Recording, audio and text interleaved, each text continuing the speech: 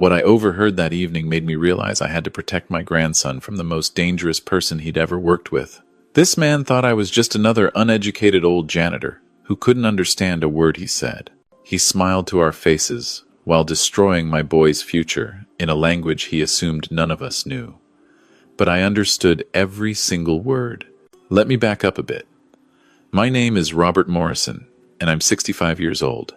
Most folks in our Toronto neighborhood know me as the friendly old guy who used to clean floors at the elementary school down on Danforth Avenue. I retired 3 years ago after 30 years of pushing a mop, emptying trash bins, and keeping those hallways spotless.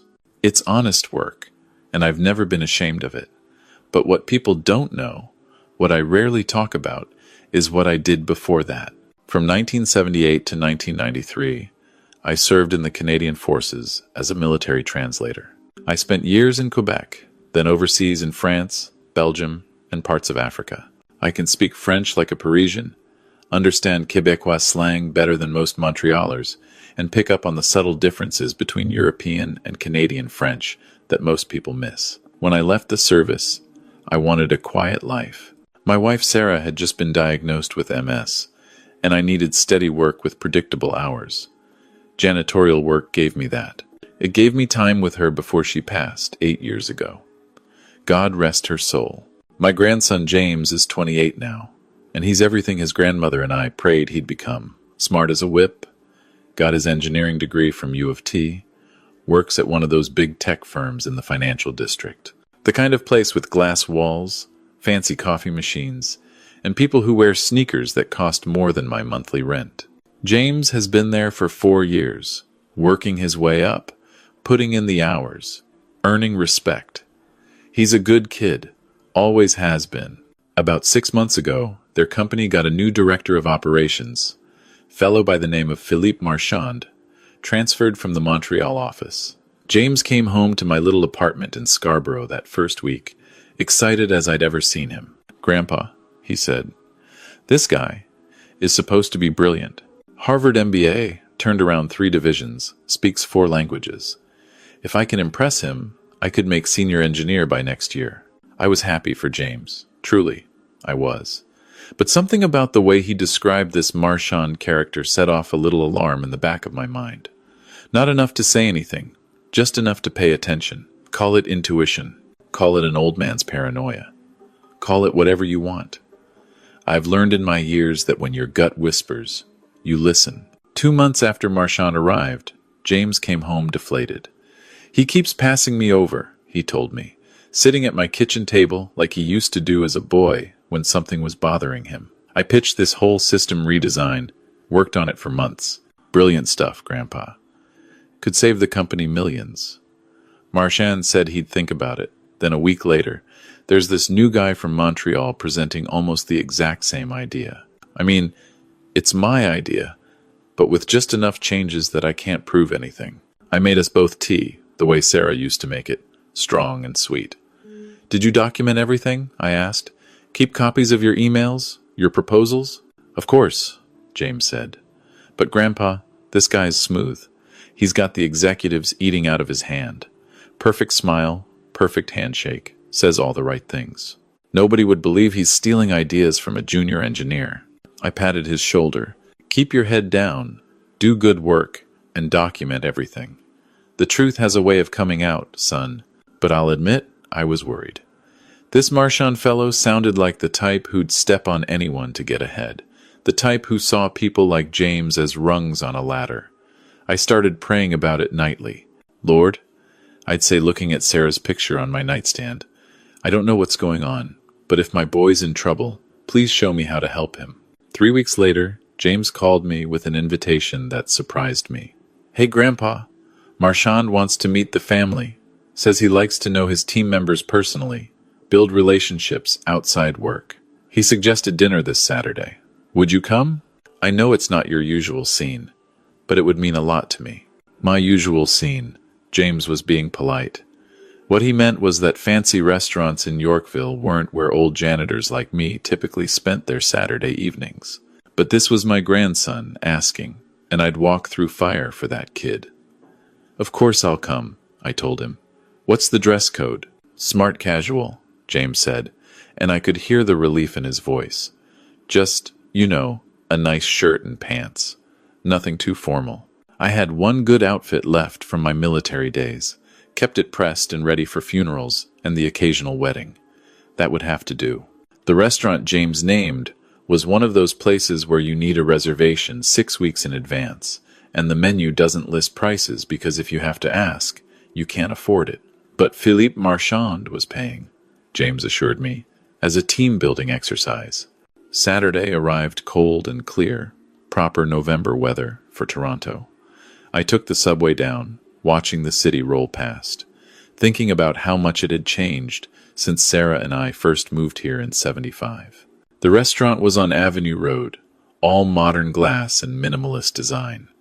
I felt out of place the moment I walked through the door, but the hostess smiled warmly at me anyway. Canadians are polite like that, even in fancy places. James was already there with his girlfriend Amy, a sweet girl who works in marketing. They waved me over to a table where a man I immediately recognized from James's descriptions was holding court. Philippe Marchand was exactly as I'd pictured him.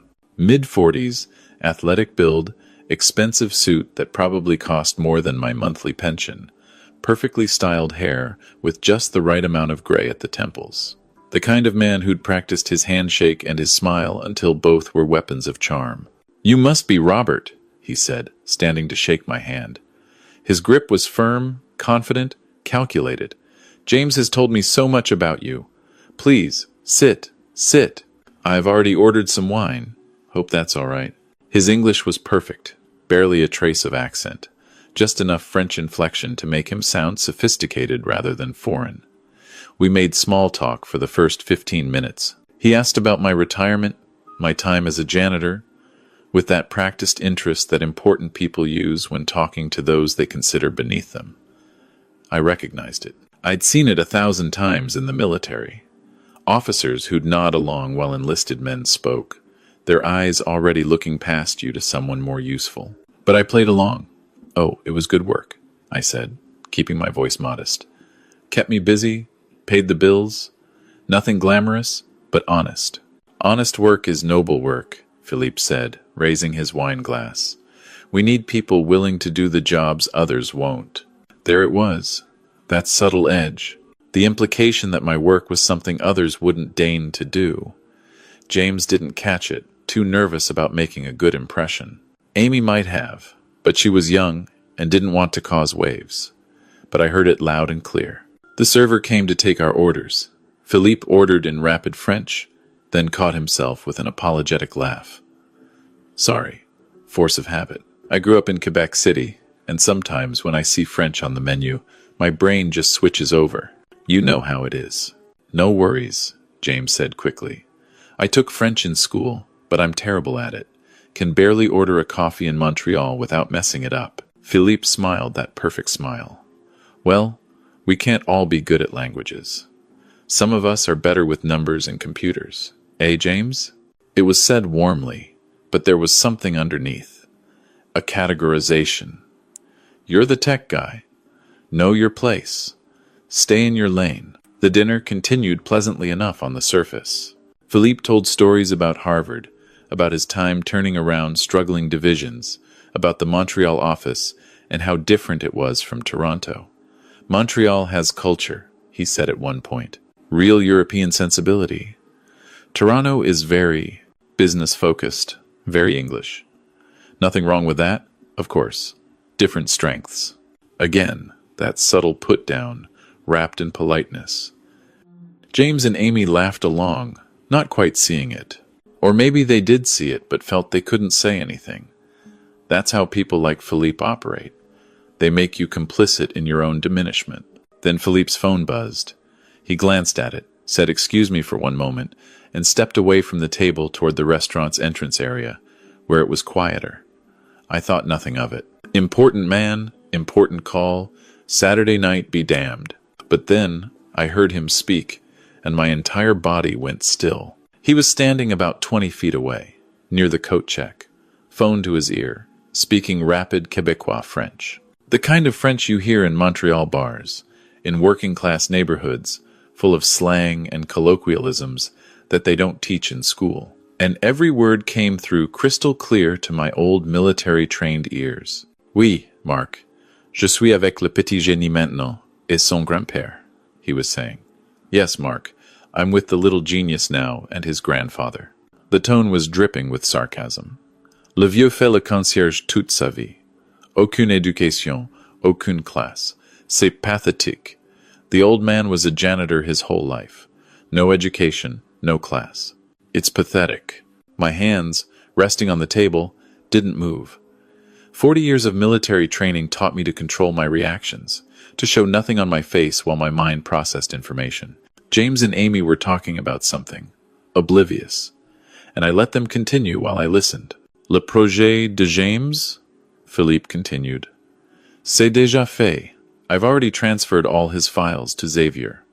By Monday, the presentation will be Xavier's, not James's. These English Toronto kids, they're so trusting, so naive. They actually think hard work matters. They don't understand politics. He laughed. Actually laughed. The sound made my blood run cold. This wasn't just office politics. This was calculated destruction of my grandson's career by a man who saw him as nothing more than a source to mine for ideas. Et sa blonde? Philippe went on. Basic, très basic, probablement d'une banlieue ennuyante. They're all the same, these Toronto couples. No sophistication, no culture. They think going to CN Tower is worldly. And his girlfriend? Basic. Very basic. Probably from a boring suburb. He paused, listening to whoever Marc was. Then non, non. Je vais rester encore une heure. Faire semblant d'être gentil, puis je vais rentrer. Demain. I'm meeting with the VP to discuss concerns about James's performance. Il ne sait même pas ce qui s'en vient. No, no. I'll stay another hour. Pretend to be nice. Then I'll leave. Tomorrow, I'm meeting with the VP to discuss concerns about James's performance. He doesn't even know what's coming. Trust me, Marc. Dans 6 mois, James Morrison ne sera plus un problème. Either I push him out, or I push him down so far, he's no threat. And that's one less English boy thinking he deserves promotions in my division. In 6 months, James Morrison won't be a problem anymore. Philippe laughed again, made some crude joke in French about Toronto that I won't repeat, then said his goodbyes and headed back to our table, his face rearranging itself into that warm, professional smile like an actor stepping back on stage. Sorry about that, he said, sitting down smoothly. Montreal office, you know. Can't seem to leave me alone even on weekends. No problem, James said. I watched my grandson's face, so trusting, so hopeful, and I felt something I hadn't felt in years. Protective rage, the kind that makes old men do young men's things. But I kept my expression neutral, kept my voice steady. Philippe, I said carefully. That was quite a conversation, sounded intense. He waved a hand dismissively. Just some logistics. Nothing that can't wait until Monday. Then he turned to James. So, James, I wanted to talk to you about that system redesign you pitched. I've been giving it some thought. I watched him lie to my grandson's face, watched him smile and nod and pretend to take James's ideas seriously when I just heard him on the phone, admitting he'd already stolen everything and was preparing to sabotage my boy's career. It took every ounce of discipline I had to sit there quietly, to let the dinner continue, to smile politely when Philippe made jokes, and to nod when he offered career advice to James. But inside, I was planning, I was thinking, and I was praying. Lord, I thought, you put me here tonight for a reason. You gave me these skills for a reason. I don't know what you want me to do yet, but I'm listening. The dinner wrapped up around 10 o'clock. Philippe picked up the check with a flourish, insisted it was his pleasure, told James he'd see him Monday morning. We should do this more often, he said, shaking my hand again. It's so important to know the people behind our team members. Family matters, Robert. It really does. I smiled. It certainly does, Philippe. Family matters more than anything. We parted ways outside the restaurant. James and Amy headed to his car, talking excitedly about the dinner. I think it went well, James was saying. Did you see how interested he was in my ideas? I told them I was going to walk for a bit before taking the subway. Needed to clear my head. James offered to drive me home, but I waved him off.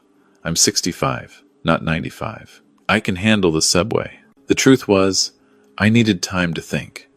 I walked down Avenue Road toward Bloor Street, the November wind cutting through my jacket, my mind racing. I'd been in intelligence situations before, back in my military days. I knew the importance of evidence, of documentation, of having your facts straight before making accusations. What I'd heard Philippe say was damning, but it was my word against his. An old janitor against a Harvard MBA with a perfect track record and the executive's trust. By the time I got home to my apartment, it was nearly midnight. I sat in my living room, Sarah's picture, looking at me from the mantel. And I did what I always do when I'm truly stuck. I prayed. Not a quick prayer, but a real one. The kind where you pour out your heart and wait for clarity. Sarah, I said to her picture, I wish you were here. You always knew what to do. Then I closed my eyes and prayed properly. Lord, I need wisdom here. That man is going to destroy James's career. He's a snake. But I can't just accuse him without proof. What do I do? I sat there in the quiet, and slowly, an idea began to form. Not my idea, I believe. God's idea. It was risky, maybe a bit crazy for a 65-year-old man, but it might work. I'd need to move quickly, and I'd need to be smart about it. But if I could pull it off, I could save my grandson and expose Philippe Marchand for exactly what he was. Monday morning, I called James. Hey, bud. You know how you said your office is always looking for extra cleaning staff for special events? James sounded surprised. Yeah, Grandpa. We've got a big investor presentation Thursday. They usually hire a crew to make sure everything's spotless.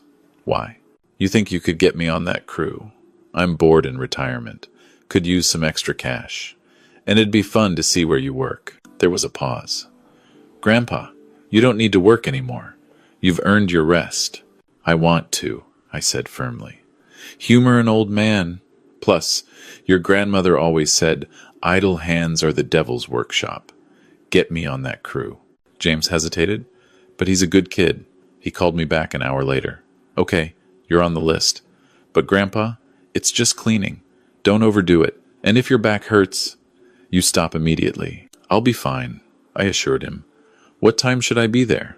The next 3 days, I did something I hadn't done in years. I prepared like I was back in the forces.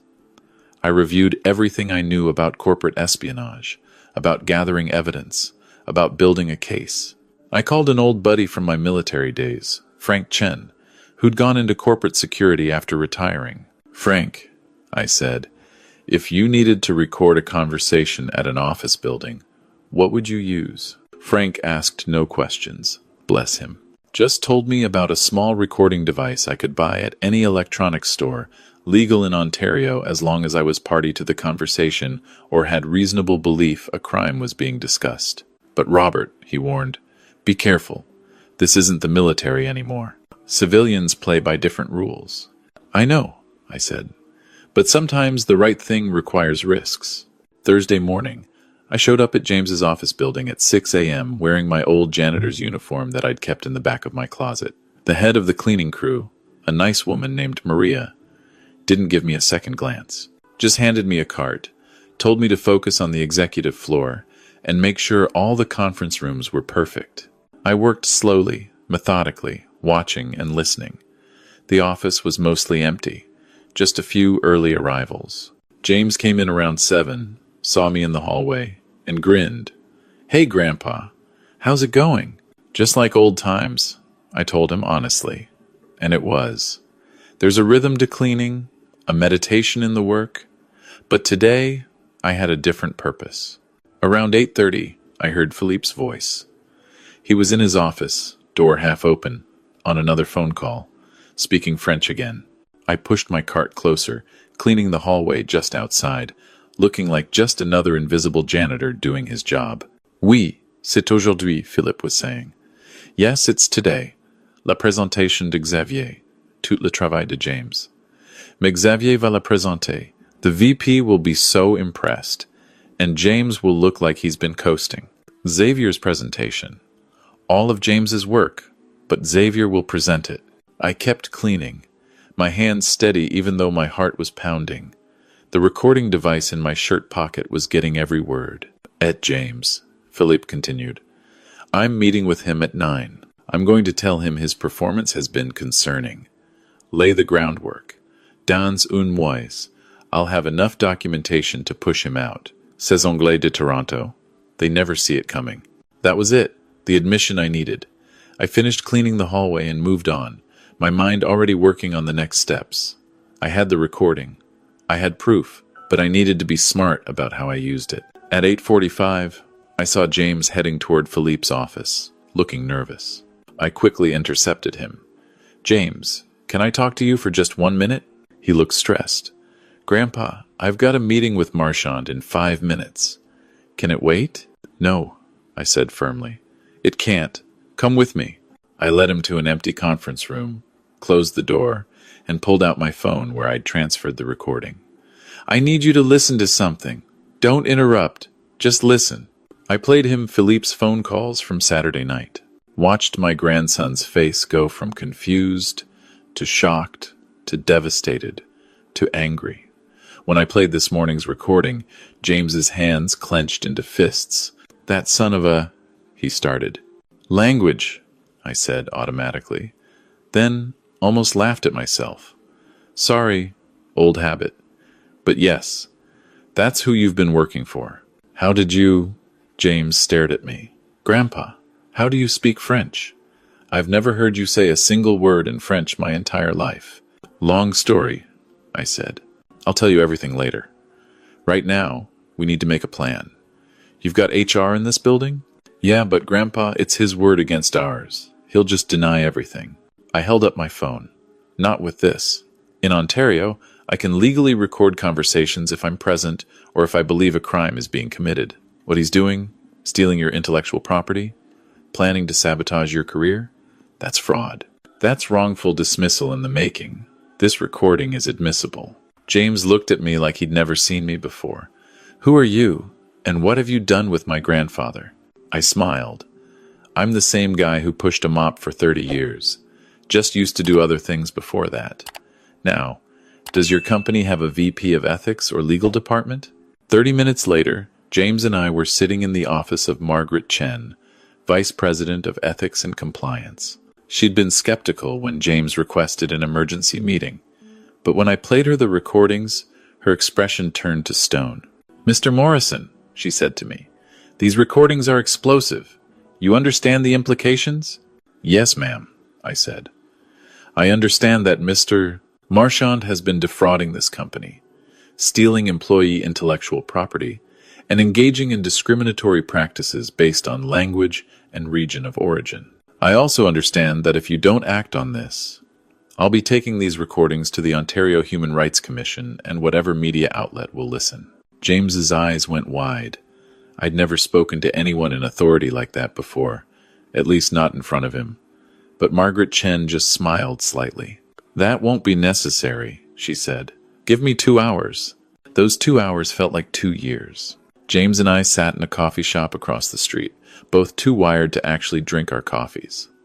"Grandpa," James kept saying, "I can't believe you did this. I can't believe you speak French. I can't believe any of this. Your grandmother and I, we didn't talk much about the old days," I told him.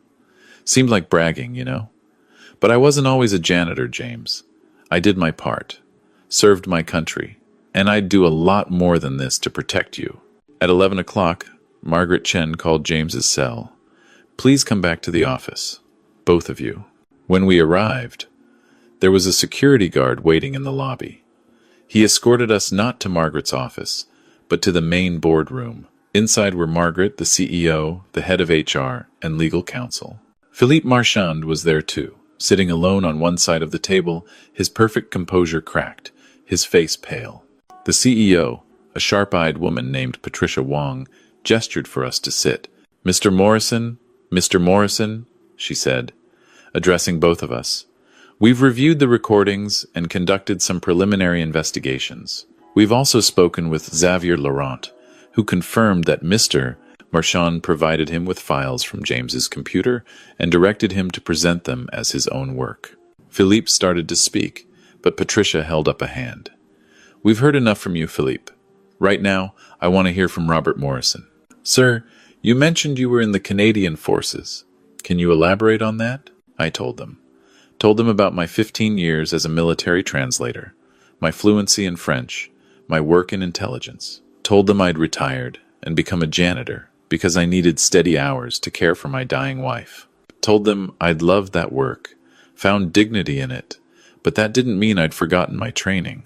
When I finished, Patricia turned to Philippe. You thought you could mock this man, mock his family, mock their language and background, all while committing fraud against this company. You thought a janitor couldn't possibly understand you, couldn't possibly be a threat. That was a very, very expensive mistake. Philippe tried one last play. This recording, it's entrapment. It's legal. The legal counsel cut him off. And it's damning. We have you on tape admitting to theft of intellectual property, conspiracy to commit fraud, and violations of our workplace discrimination policies. Your employment is terminated, effective immediately. Security will escort you out. You have 1 hour to clear your personal items. I watched Philippe Marchand, this man who'd smiled at my grandson while planning his destruction, who'd called me pathetic and uneducated, who'd assumed his Harvard pedigree made him untouchable, being escorted out by security. He didn't look at me as he left. Couldn't, I suppose. Patricia turned to James. Mr. Morrison, on behalf of this company, I apologize. Your work on the system redesign was excellent, and it will be properly credited to you. We'd like to move forward with implementation, with you leading the project. We're also promoting you to senior engineer, effective immediately, with a salary adjustment to match. James looked stunned. Thank you. I don't know what to say. Thank your grandfather, Patricia said with a small smile. He's quite something. Mr. Morrison, she said to me, I don't suppose you'd consider coming out of retirement? We could use someone with your skill set in our security division. I laughed. No, ma'am. I'm happy being retired, but I appreciate the offer. As James and I left the building that afternoon, he kept shaking his head. I can't believe this. Any of this. You're like a secret agent or something. I was a translator, I corrected. Big difference. But yeah, I had some interesting days back then. Why didn't you ever tell me? I stopped walking, turned to face my grandson. Because it wasn't important. James, what was important was being there for you and your grandmother, making sure bills got paid, showing up to your hockey games, teaching you to be a good man. The rest was just what I did for work. James hugged me then. Right there on King Street, people walking past us in the business district. Thank you, Grandpa. You saved my career, maybe my whole life. That's what family does, I said simply. We protect each other. That evening, I sat in my apartment with a cup of tea, looking at Sarah's picture. We did good today, love, I told her. Our boy's going to be okay. I thought about Philippe Marchand, about his assumptions, his arrogance. He'd looked at an old janitor and seen nothing worth his respect. He'd assumed education and job titles were the measure of a person. He'd forgotten that everyone has a story, everyone has skills, everyone has value. And he'd paid dearly for that mistake.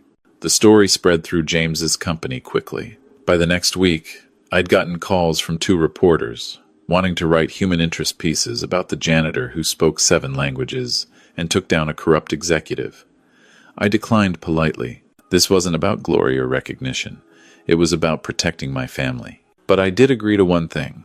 James's company asked if I'd come speak at their diversity and inclusion workshop. They wanted me to talk about assumptions, about respect, about not judging people by their current circumstances. I wasn't comfortable being in front of crowds, but it seemed like something Sarah would have wanted me to do, something that might help people. So I stood up in front of a room of young professionals and told them my story, told them about learning languages in the military, about choosing janitorial work for love of my wife, about overhearing Philippe's phone calls. But mostly, I talked about respect. Here's what I learned in 65 years, I told them. Every person you meet knows something you don't. Every job has dignity. The person cleaning your office might speak 5 languages. The person serving your coffee might have a PhD. The quiet person in the corner might be the smartest one in the room. Treat everyone with respect, not because of what they can do for you, but because they're human beings with their own stories, their own struggles, their own worth. I paused, thinking about how to say the next part. Philippe Marchand made a lot of mistakes. He stole, he lied, he schemed.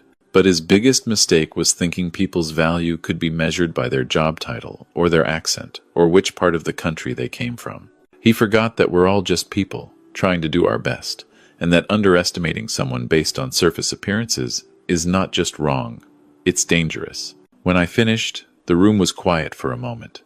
Then someone started clapping, and soon the whole room was on their feet. I felt embarrassed by the attention, but also grateful. If my story could help even one person think twice before dismissing someone, it was worth the discomfort.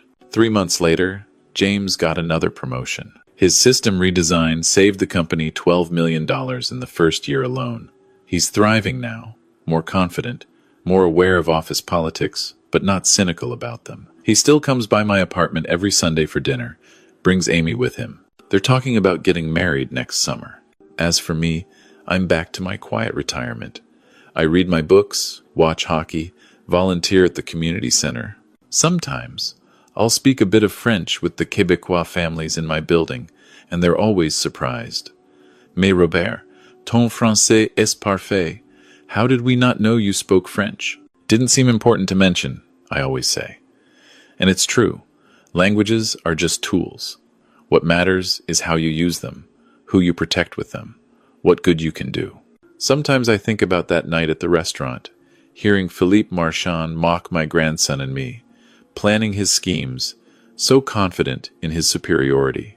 I think about the look on his face in that boardroom when he realized the pathetic old janitor had been 3 steps ahead of him the whole time. There's no pleasure in another man's downfall, but there's deep satisfaction in protecting those you love. I keep Sarah's picture on my nightstand, and every night before bed, I tell her about my day. We raised a good boy, I tell her. He's going to be fine, better than fine. And I'm doing okay too, love. Still missing you every day, but doing okay. The neighborhood knows me as Robert Morrison, retired janitor, quiet guy who keeps to himself, and that's fine. I don't need them to know about the languages or the military service or the corporate takedown. That's not who I am. I'm just a grandfather who loves his grandson, a widower who still loves his wife, and a man who believes in treating people with dignity and respect. But if someone ever threatens my family again, if some arrogant fool thinks they can hurt the people I love because they've underestimated this old man, well, let's just say I've still got a few tricks left. Not many people know this, but I also speak Russian, Mandarin, and enough Arabic to get by. Learned them all in the service, kept them sharp all these years reading books from the library. You never know when languages might come in handy. You never know when God might put you in exactly the right place, at exactly the right time, with exactly the right skills, to do exactly what needs doing. And that's the real lesson here, I think. Not that you should learn languages to catch bad guys, though that's a nice bonus. But that every skill you have, every experience you've had, every difficult season you've walked through, it all matters. It all has purpose. Sometimes that purpose doesn't reveal itself for years, even decades. But when it does, you'll be grateful you paid attention. You learned, you grew, you didn't give up. I'm 65 years old. I spent 15 years in the military and 30 years pushing a mop. And you know what? Both careers taught me valuable things. Both mattered. Both made me who I am. The military taught me discipline, languages, strategy. Janitorial work taught me patience, humility, the dignity of honest labor, and how to be invisible when necessary. All of it prepared me for that one Thursday morning when my grandson needed me to be more than just a grandfather, needed me to be a protector, an advocate, a man who could stand up to corporate bullies and win. God has a funny way of preparing you for battles you don't even know are coming.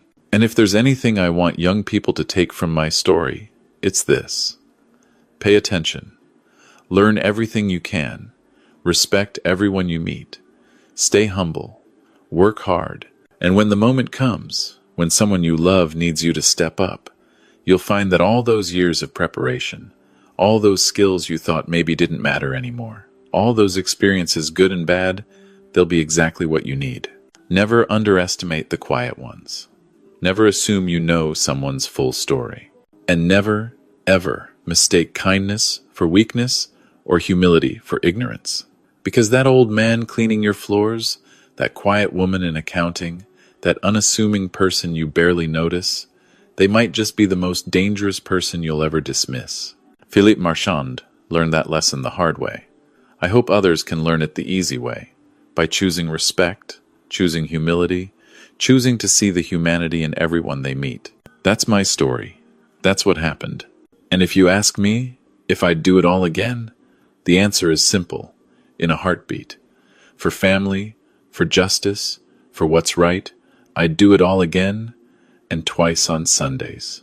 Now, if you'll excuse me, I've got hockey to watch and a grandson coming by for dinner.